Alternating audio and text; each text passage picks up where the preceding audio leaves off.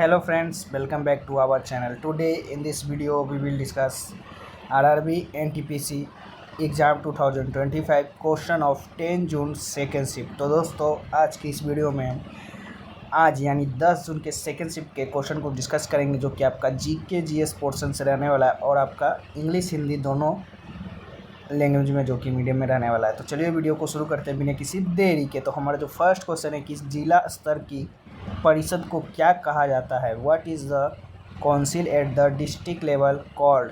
तो आपका जिला परिषद जो कि आपका कहा जाता है, तो जिला परिषद जो कि राइट आंसर हो जाएगा। द जिला परिषद is the highest panchayat institution at the district level which is apex unit of the Panchayati Raj system. जिला परिषद जिला स्तर की सर्वोच्च पंचायत संस्था होती है जो पंचायत राज व्यवस्था की शीर्ष इकाई है। तो आपका जिला परिषद जो कि राइट आंसर हो जाएगा। चलिए नेक्स्ट क्वेश्चन की ओर बढ़ते हैं। नेक्स्ट आपका भारतीय संविधान का अनुच्छेद 243A किससे संबंधित है। Article 243A of the Indian constitution deals with, तो पावर ऑफ ग्राम सभा यानी ग्राम सभा की शक्तियाँ से जो कि रिलेटेड है। तो आपका राइट आंसर हो जाएगा। Article 243A of Indian Constitution deal with the Gram Sabha. It prescribes the constitution of the Gram Sabha, its power and function in the Gram Panchayat. The Gram Sabha is a body of all adults voters residing within the area of Panchayat which control and empower the Panchayat. यानी भारतीय संविधान का अनुच्छेद 243 से ग्राम सभा से संबंधित है। यह ग्राम पंचायत में ग्राम सभा के गठन, उनकी शक्ति और कार्य को निर्धारित करता है और ग्राम सभा पंचायत के क्षेत्र में रहने वाले सभी व्यक्ति मतदाताओं का एक समूह है जो पंचायत पर नियंत्रण रखता है और उसे सक्षम बनाता है। चलिए नेक्स्ट क्वेश्चन की ओर बढ़ते हैं। नेक्स्ट है आपका निम्न में से कौन सा अनुच्छेद राज्य द्वारा सार्वजनिक रोजगार यानी सरकारी नौकरी में सभी नागरिकों को समान अवसर देने की बात करता है। Which of the flowing articles talks about giving equal opportunity to all citizen in public employment government job by the state। तो आपका आर्टिकल 16 यानी अनुच्छेद 16 जो कि बात करता है, तो राइट आंसर हो जाएगा। Article 16 of the Indian constitution guarantees equality of opportunity in respect of public employment. This article prohibits the state from discrimination against anyone on ground only for religion, race, caste, sex, descent, place of birth or any of them। भारतीय संविधान का अनुच्छेद 16 सार्वजनिक रोजगार के संबंध में अवसर की समानता की गारंटी देता है। यह अनुच्छेद राज्य को किसी के भी खिलाफ केवल धर्म, नस्ल, जाति, लिंग, वंश, जन्म स्थान या इनमें से किसी एक के आधार पर भेदभाव करने से रोकता है। चलिए नेक्स्ट क्वेश्चन की ओर बढ़ते हैं। नेक्स्ट आपका आर्द्र भूमि के बुद्धिमानी उपयोग यानी वेटलैंड वाइज यूज के लिए रामसर पुस्तक किसे मिला था। Who receive the Ramsar award for wetland wise use. तो डॉक्टर जयश्री वेंकटेशन को मिला था। तो आपका डॉक्टर जयश्री वेंकटेशन जो कि आपका राइट आंसर हो जाएंगे। Doctor Jayashree has become the first Indian to win the prestigious annual Ramsar award in the wetland wise use category. Dr. Jayashree is one of the 12 women who were included in the second edition of the Women Changemaker in the World of Wetland by the Ramsar Secretariat।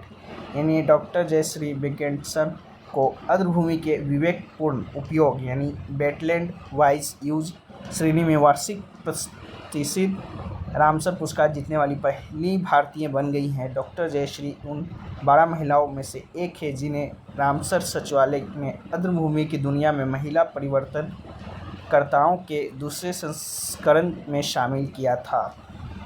The Ramsar secretariat based in Glenn Switzerland announce the name of the 2025 women change maker in the wetland world on the e-way of international women day on 7 मार्च 2025। यानी Switzerland के Glenn में स्थित Ramsar सचिवालय ने 7 मार्च 2025 को अंतर्राष्ट्रीय महिला दिवस की पूर्व संध्या पर आर्द्रभूमि की दुनिया में 2025 महिला परिवर्तनकर्ताओं के नामों की घोषणा जो कि की थी। The Ramsar convention on wetland is an international treaty that protect the world wetlands. It's secretariat is located at the IUCN यानी international union for conservation of nature, headquarter England Switzerland यानी अर्ध भूमि पर रामसर सम्मेलन एक अंतर्राष्ट्रीय संधि है जो दुनिया के अर्ध भूमियों की रक्षा करती है। इसका सचिवालय स्विट्जरलैंड के ग्लैंड में, जो कि IUCN यानी प्रकृति के संरक्षण के लिए अंतर्राष्ट्रीय संघ के मुख्यालय में स्थित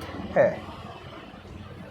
चलिए नेक्स्ट क्वेश्चन की ओर बढ़ते हैं। नेक्स्ट आपका निम्नलिखित में से कौन सी क्रांति झींगा यानी मछली उत्पादन से संबंधित है? Which of the following revolution is related to shrimp production यानी फिश प्रोडक्शन? तो नीली क्रांति यानी ब्लू रेवोल्यूशन जो कि संबंधित है, तो राइट आंसर हो जाएगा। ब्लू रेवोल्यूशन की बात कर ले, this refers to the period of rapid growth of the agriculture industry around the world from the 1960s to the present day. यह वर्तमान दिन के लिए 1960 के दशक से दुनिया भर जलीय कृषि उद्योग के तीव्र विकास के समय को दर्शाता है। The rapid increase in the production of fish and marine product through a package programme is known as blue revolution यानी एक पैकेज कार्यक्रम के माध्यम से मछली और समुद्री उत्पादों के उत्पादन में तेजी से वृद्धि को नीली क्रांति के रूप में जो कि जाना जाता है। The blue revolution first started in the China where fishing is ancient activity यानी नीली क्रांति सबसे पहले चीन में शुरू हुई जहां मछली पकड़ना एक प्राचीन गतिविधि है। It was launch during the 7th 5-year plan in India. इसे भारत में 7वीं पंचवर्षीय योजना के दौरान जो कि शुरू किया गया था। चलिए नेक्स्ट क्वेश्चन की ओर बढ़ते हैं। नेक्स्ट है आपका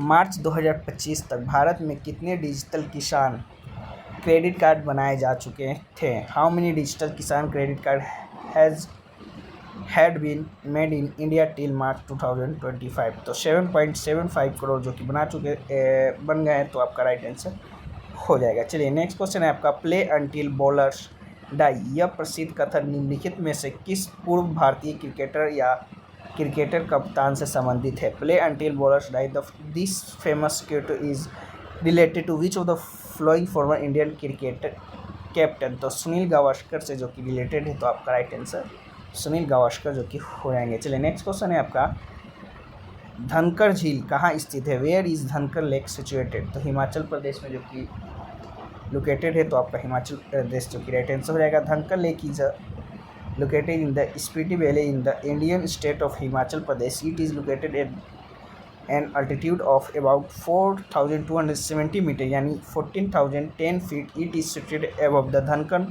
monastery and called reach by the trekking from Dhankar village. धनकर झील भारत के हिमाचल प्रदेश राज्य में स्पीति घाटी में स्थित है। यह लगभग 4,270 मीटर यानी 14,010 फीट की ऊंचाई पर स्थित है। यह धनकर मठ के ऊपर स्थित है और धनकर गांव से ट्रैक करके पहुंचा जा सकता है। चलिए नेक्स्ट क्वेश्चन की ओर बढ़ते हैं। नेक्स्ट आपका पीसी कल्चर यानी मत्स्य पालन किससे संबंधित है? पीसी कल्चर यानी fish farming is related to what? तो एक्वेटिक एनिमल यानी जलीय जंतुओं से जो कि संबंधित है, आपका राइट आंसर हो जाएगा। PC culture means fish farming. Fish is a aquatic organism depend on the aquatic environment and it has very important role in keeping the aquatic environment balanced. The term pisciculture is related to fish farming. Scientists have considered fish as a bioindicator. यानी pisciculture की बात कर ले का अर्थ होता है आपका मत्स्य पालन या मछली पालन होता है। मछली जलीय पर्यावरण पर निर्भर एक जलीय जीव है और जलीय पर्यावरण को संतुलित रखने के लिए इसकी बहुत महत्वपूर्ण भूमिका है। pisciculture शब्द मत्स्य पालन से संबंधित है। वैज्ञानिकों ने मछली को बायो इंडिकेटर जो कि माना है। चलिए नेक्स्ट क्वेश्चन की ओर बढ़ते हैं। नेक्स्ट आपका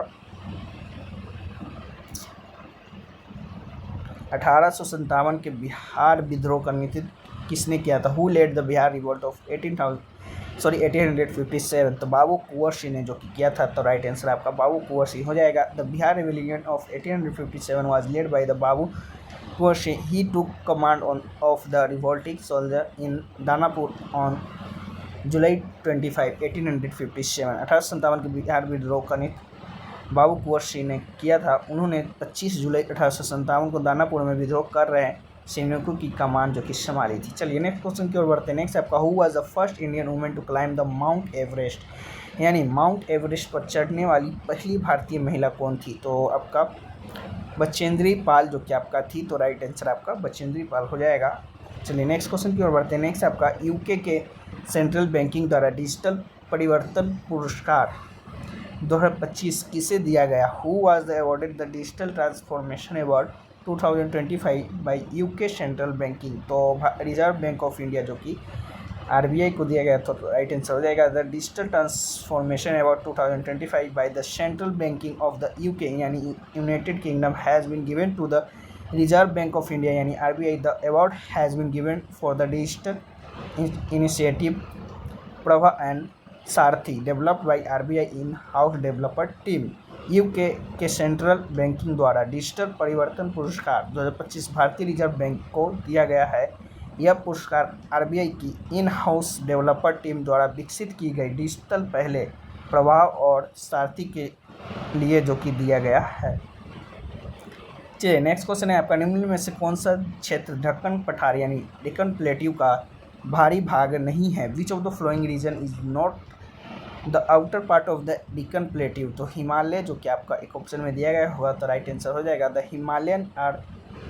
Himalayas are the mountainous region in the north of the India that is not related to the Deccan Plateau, while गिर यानी गुजरात में जो कि स्थित है Delhi in the northern India near the plateau and Rajgir in Bihar a border region may be in some way related to plateau terrain. The Himalayas are a completely different physiographic region. Himalaya Bharat के उत्तर में स्थित पर्वतीय क्षेत्र है जो ढक्कन पठार से संबंधित नहीं है, जबकि गिर जो कि गुजरात में दिल्ली में आपका उत्तर भारत में, लेकिन पठार के समीप और राजगीर में बिहार में जो कि समवर्ती क्षेत्र है, किसी न किसी रूप से पठारी भूभाग से संपर्क में आ सकते हैं, लेकिन हिमालय पूरी तरह आपका अलग भू आकृति क्षेत्र जो कि आपका है। चलिए नेक्स्ट क्वेश्चन की ओर बढ़ते हैं। नेक्स्ट आपका C2H2 में 58 ग्राम प्रति मोल किसके समतुल्य होता है? व्हाट इज इक्विवेलेंट टू 58 ग्राम पर मोलिक्यूल इन C2H2? तो 1 इक्विवेलेंट यानी 1 समतुल्य के बराबर जो कि होता है, तो राइट आंसर आपका हो जाएगा। चलिए नेक्स्ट क्वेश्चन है आपका सिंधु घाटी सभ्यता में टेराकोटा खिलौनों की खोज मुख्य रूप से किस स्थल पर हुई थी? In the Indus valley civilisation terracotta toys were mainly discovered in which site? तो मोहनजोदड़ो में जो कि आपका यहाँ पर मिला था, तो राइट आंसर आपका हो जाएगा terracotta toys in the Indus valley civilisation were discovered mainly at the site of Banawali and Mohenjodaro. A terracotta model of plough was found at Banawali and a wheeled arm toys at Mohenjodaro. Sindhu घाटी सभ्यता में terracotta खिलौनों की खोज मुख्य रूप से बनावली और मोहनजोदड़ो स्थलों पर हुई थी। बनावली में हल के टेराकोटा मॉडल और मोहनजोदड़ो में पहिएदार राम खिलौना जो कि पाया गया था। चलिए नेक्स्ट क्वेश्चन है आपका भारत में वास्तुकला के चारबाग शैली की शुरुआत किसने की? Who introduce the Charbagh style of architecture in the India? तो मुगल्स ने जो कि आपका शुरू किया था, तो राइट आंसर मुगल हो जाएगा। The Charbagh style was brought to Indian by the Mughals. Charbagh शैली को मुगलों द्वारा भारत में जो कि लाया गया था। और Charbagh is a Persian style garden layout in which the main building is place at the centre of regular garden divided into 4 smaller section by walkways और रनिंग वाटर। यानी चारबाग एक फारसी शैली का उद्यान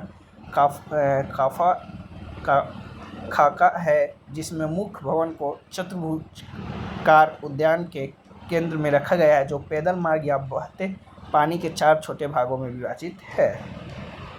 इन India Humayun tomb and the Taj Mahal are the most famous example of this style. Bharat में हुमायूं का मकबरा और ताजमहल इस शैली का सबसे प्रसिद्ध जो कि उदाहरण है। Rambagh was the oldest Mughal garden in India, originally built by the Mughal Emperor Babur in 1528 in the Charbagh style. Charbagh Bharat का सबसे प्राचीन मुगल गार्डन था जिसे मूल रूप से मुगल सम्राट बाबर ने 1528 में चारबाग शैली में बनवाया था। Humayun Tom is the India first garden Tom. Humayun का मकबरा जो कि भारत का पहला उद्यान मकबरा है। Humayun Tom was declared a World Heritage Site by UNESCO in 1993। 1993 Humayun के मकबरे को यूनेस्को द्वारा विश्व धरोहर स्थल घोषित किया गया था। चलिए नेक्स्ट क्वेश्चन की ओर बढ़ते हैं। नेक्स्ट आपका नोबेल शांति पुरस्कार 2024 किसे प्रदान किया गया है? Who was awarded the Nobel peace prize 2024? तो निहोन हिंडाक्यो को जो कि आपका दिया गया है, तो राइट आंसर हो जाएगा निहोन हिंडाक्यो।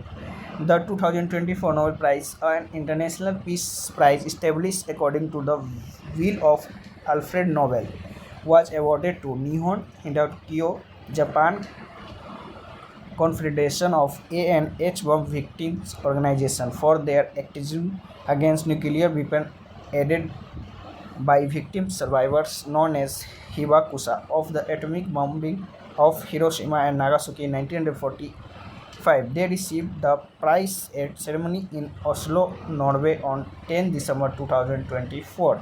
इन्हीं 2024 का नोबेल शांति पुरस्कार, जो कि अल्फ्रेड नोबेल की वासियत के अनुसार स्थापित एक अंतर्राष्ट्रीय शांति पुरस्कार है, जो कि निहोन हिंडोक्यो यानी ए और एच बम पीड़ित संगठनों का जापान परिसंघ को 1945 में हिरोशिमा और नागासाकी में परमाणु बम विस्फोट के पीड़ित बच्चे लोगों, जिन्हें हिबाकुशा के रूप में जाना जाता है, द्वारा सहायता प्राप्त परमाणु हथियारों के खिलाफ उनकी सक्रियता के लिए प्रदान किया गया था, जिन्हें उन्हें 10 दिसंबर 2024 को ओस्लो, नॉर्वे में एक समारोह में जो कि पुरस्कार मिला था। चलिए नेक्स्ट क्वेश्चन है आपका, निम्नलिखित में से कौन अपने जीवन के अंत में जैन धर्म का अनुयायी बन गया था?